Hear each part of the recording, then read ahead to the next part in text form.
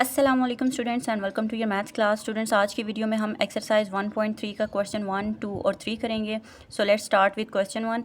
The sum of 3 consecutive integers is 42, find the 3 integers. तो students, आपने क्या करना है कि कोई ऐसे 3 कंसेक्टिव इंटीजर्स फाइंड आउट करने हैं कि जिनको आप ऐड करें तो आंसर 42 आता हो। ठीक है, तो हमने वो 3 इंटीजर्स फाइंड करने हैं। तो स्टूडेंट्स, कंसेक्टिव इंटीजर्स का क्या मतलब होता है? जैसे वो इंटीजर्स जो एक दूसरे के बाद आ रहे हैं। ठीक है, जैसे 1, 2, 3 ये कंसेक्टिव 3 नंबर्स हैं। इसी तरह 3, 4, 5 तो कंसेक्टिव होने के लिए एक के बाद वाला जो नंबर होता है वो ही आना चाहिए। ठीक है, तो हमने इसी तरह के जो नंबर्स फाइंड करने होंगे, जो कंसेक्टिव इंटीजर्स फाइंड करने होंगे वो भी इसी तरह के होंगे। लेट्स सपोज वो 12, 13, 14 भी हो सकते हैं, वो कोई भी हो सकते, लेकिन सीक्वेंस में होने चाहिए। तो स्टार्ट करते हैं। हमने 3 कंसेक्टिव इंटीजर्स फाइंड करने हैं, तो हम उनको कोई सपोज कर लेते हैं कि लेट्स सपोज कोई एक इंटीजर अगर x है तो नेक्स्ट उससे क्या होगा, एक अगर हम उसमें 1 ऐड कर दें। ठीक है, तो अगर एक x है तो नेक्स्ट होगा x+1। ठीक है, और अगर हम तीसरा फाइंड करेंगे तो उसमें क्या होगा, x+2 हो जाएगा।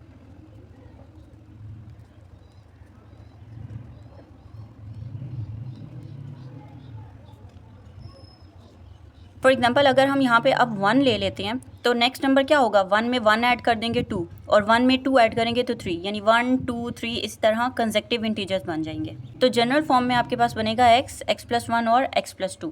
तो अकॉर्डिंग टू गिवन कंडीशन क्या है कि जब आप इन तीनों को ऐड करें तो आपके पास जो सम आएगा वो आएगा 42। तो इसको हम कंडीशन में लिख लेते हैं।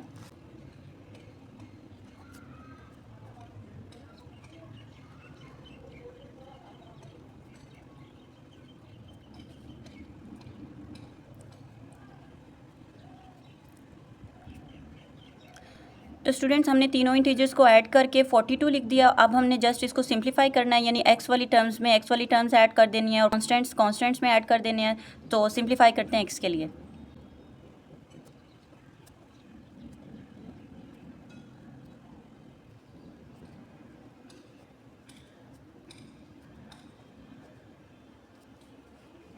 तो स्टूडेंट, जो फर्स्ट नंबर आ गया हमारे पास वो 13 आ गया। तो नेक्स्ट इंटीजर हमारे पास कैसे आएगा, x+1 करेंगे। ठीक है, यानी कि अब हम इसमें 1 ऐड कर देंगे। तो फर्स्ट इंटीजर जो हमारे पास आया है वो 13 है। सेकेंड इंटीजर है x+1, तो x हमारे पास 13 है, उसमें 1 ऐड कर देंगे तो नेक्स्ट इंटीजर 14 आ जाएगा।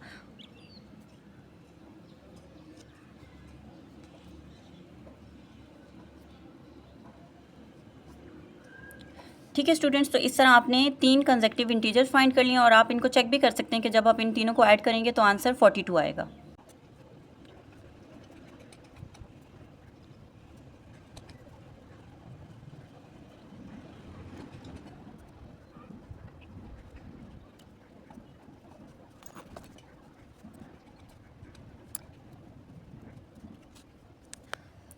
अच्छा स्टूडेंट्स, ये क्वेश्चन भी बहुत आसान है। Question number 2 is the diagram shows right angle triangle in which the length of AC is this and area is this, find the length in the form of this where A and B are integers. यानी कि आपने क्या करना है कि आपके पास एक right angle triangle है जिसमें उसकी एक साइड गिवन है विच इज़ बेस √3 + √5, और एरिया इस ट्राइंगल का गिवन है 1 + √5। हमने क्या करना है, हमने लेंथ फाइंड करनी है इस साइड AB की। ठीक है, जिसको हम कह सकते हैं कि ये हाइट है।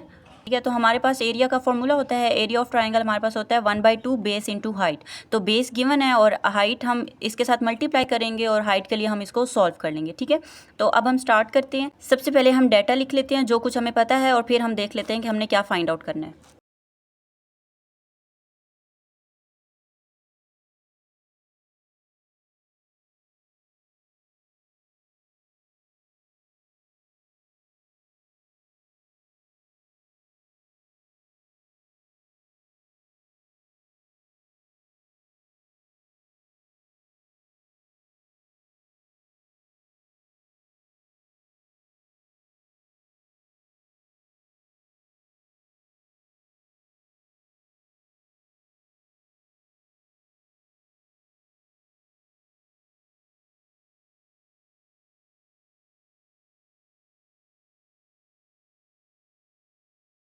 अच्छा स्टूडेंट्स, तो एरिया ऑफ रेक्टेंगल का फॉर्मूला हमने लिख लिया। यहाँ पे बेस हमें पता थी √3 + √5, वो हमने पुट कर दी और फिर मैंने इसको इस साइड पे डिवाइड कर दिया और 2 जो यहाँ पे डिवाइड हो रहा था ये इस साइड पे आके मल्टीप्लाई हो गया and we are left with only AB।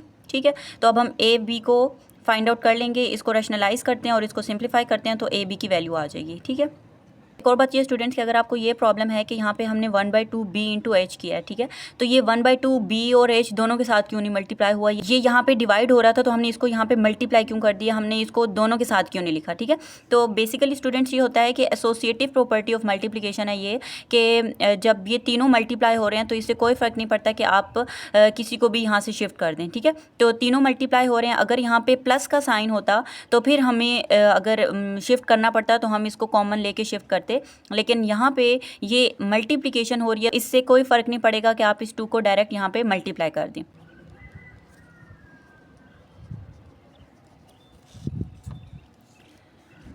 Students rationalisation हमने 1.2 में देख लिया है कि उसको हम कैसे मल्टीप्लाई करते हैं कि न्यूमरेटर को न्यूमरेटर से मल्टीप्लाई करते हैं और डिनोमिनेटर में a square minus B square का फॉर्मूला अप्लाई हो जाता है। तो जस्ट अब हमने ऊपर मल्टीप्लिकेशन करनी है, सेम टर्म्स को ऐड सब्ट्रैक्ट करना है और हमारे पास आंसर आ जाएगा।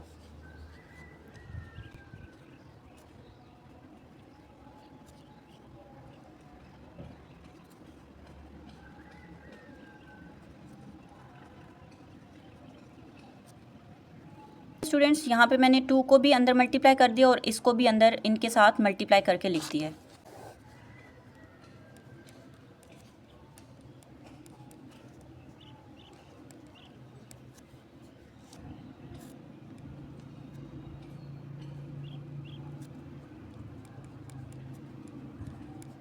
स्टूडेंट्स ये हमने रेडिकल्स की प्रॉपर्टी पढ़ी थी कि अगर दो रेडिकल साइंस इस तरह मल्टीप्लाई हो रहे हैं तो हम उनके जो अंदर रेडिकेंड होते हैं उनको भी मल्टीप्लाई कर लेते हैं, तो इसलिए हम इनको कंबाइन करके मल्टीप्लाई करके यहाँ पे लिख लेती हैं।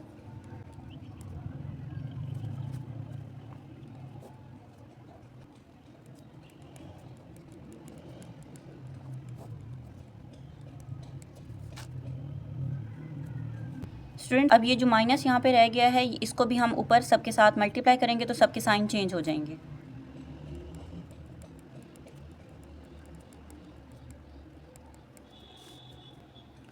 लास्ट पे स्टूडेंट्स हमारे पास ये रेडिकल टर्म्स रह गई हैं, अब जस्ट हमने इनके फैक्टर्स बनाने हैं और इनको सॉल्व करना है।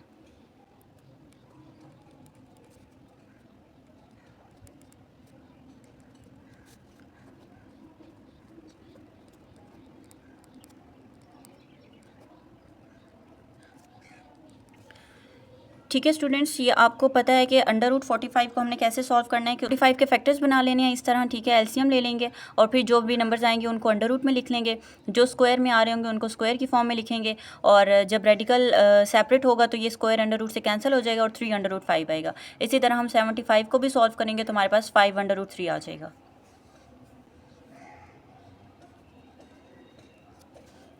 अब स्टूडेंट्स जिनका रेडिकल सेम है हम उनको ऐड सब्ट्रैक्ट कर सकते हैं। ठीक,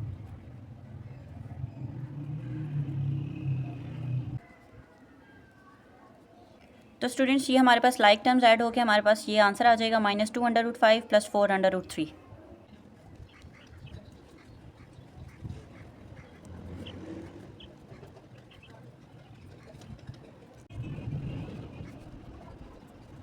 Students, so next question is a rectangle has sides of length this and this. Express the area of rectangle in the form of a plus b √2. ठीक है, अब लास्ट क्वेश्चन में जिस तरह हमारे पास था कि √3 और √5 भी आना चाहिए और 4 और -2 यहाँ पे इंटीजर आने चाहिए, इसी तरह इस क्वेश्चन में हमने ये फाइंड आउट करना है कि जो एरिया ऑफ रेक्टेंगल होगा वो इस फॉर्म में आएगा, यानी a के साथ कोई √ वाली टर्म नहीं होगी और b के साथ √2 होगा। और अब a और b जस्ट हमने फाइंड करनी है। ठीक है, तो रेक्टेंगल है तो ऑब्वियसली हमें पता है कि उसकी एक साइड लेंथ होती है, एक विड्थ होती है, जस्ट हम इनको मल्टीप्लाई करेंगे और सिंप्लीफाई करेंगे तो हमारा एरिया आ जाएगा।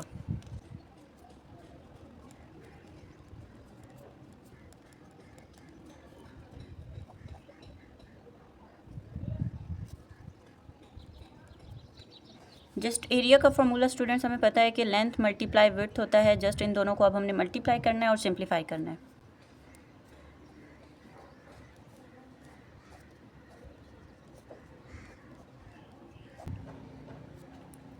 स्टूडेंट्स जो हमारे पास रेडिकल वाला नंबर है अब हम इसके फैक्टर्स बना लेते हैं।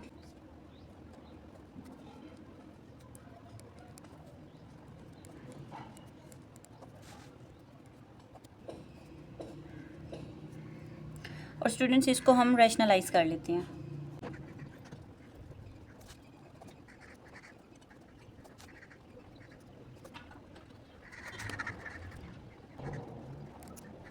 ओके स्टूडेंट्स, जस्ट हमने इसको मल्टीप्लाई करना था, तो मल्टीप्लाई हमने कैसे किया कि स्टेप बाय स्टेप करेंगे, ठीक है। अगर आप डायरेक्ट इसको मल्टीप्लाई करेंगे तो आपके लिए सॉल्व करना इजी नहीं रहेगा, आपसे कहीं ना कहीं मिस्टेक हो जाएगी और एक क्वेश्चन गलत हो जाएगा। तो आपने ये माइंड में रखना है कि जो फैक्टर्स होंगे हम उनको फैक्टर्स बना लेंगे, ठीक है। और ये जो हमारे पास डिनोमिनेटर में √2 होगा इसको रैशनलाइज कर लेंगे, ठीक है। और फिर उसके बाद हम इस ब्रैकेट को सॉल्व करेंगे, यानी यहाँ पे एलसीएम लेंगे। एलसीएम लेने के बाद स्टूडेंट्स न्यूमरेटर से मल्टीप्लाई हो जाएगा। मल्टीप्लाई करने के बाद हमने लाइक टर्म्स को ऐड कर दिया है, जो बाकी रह गई थी उनको सब्ट्रैक्ट किया है, और एट दी एंड हमने यहाँ से 2 कॉमन ले लिया है, पॉजिटिव 2 कॉमन लिया है, तो यहाँ पे -2 + 11 √2 रह जाएगा, और ये 2 2 से भी कैंसिल हो जाएगा और ये आपका आंसर आ जाएगा।